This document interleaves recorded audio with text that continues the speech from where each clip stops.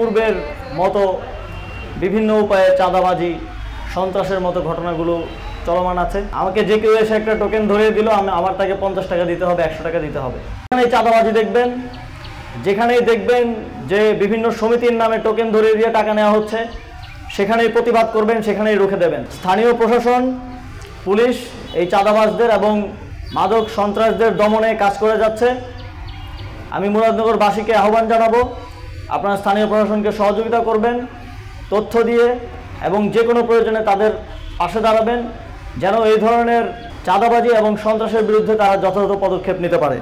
এই সরকার প্রথম থেকে স্পষ্টভাবে আমরা বলছি যে তরুণরা আগামী বাংলাদেশের ভবিষ্যৎ, শিশু কিশোররাই আগামী বাংলাদেশের ভবিষ্যৎ। আমরা তাদেরকে যেভাবে গড়ে তুলব, আমরা ঠিক সেরকম একটা বাংলাদেশ ভবিষ্যতে গিয়ে পাব। সেই উদ্দেশ্যে তরুণদেরকে মাদক থেকে দূরে নিয়ে খেলাধুলা এবং বিভিন্ন ধরনের শিক্ষা সংশ্লিষ্ট প্রতিযোগিতার মাধ্যমে একটি সুন্দর ভবিষ্যৎ প্রজন্ম গড়ে তোলার লক্ষ্যে অন্তর্বর্তীকালীন সরকার কাজ করে যাচ্ছে।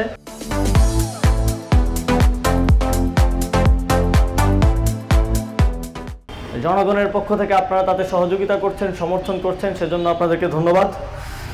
আপনারা জানেন যে কিছুদিন আগেই কোম্পানিগঞ্জে একটা ঘটনা ঘটেছে।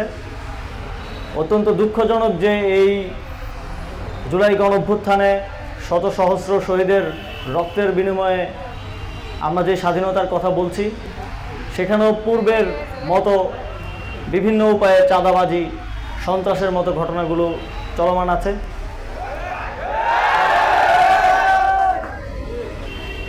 আপনারা দেখবেন যে আমরা আসলে ফ্যাসিবাদী শাসনের কারণে এমন একটা পরিস্থিতিতে চলে এসেছি যে অনেকে এখন মনে করে চাঁদা দেওয়াটা মনে হয় আমার দায়িত্ব।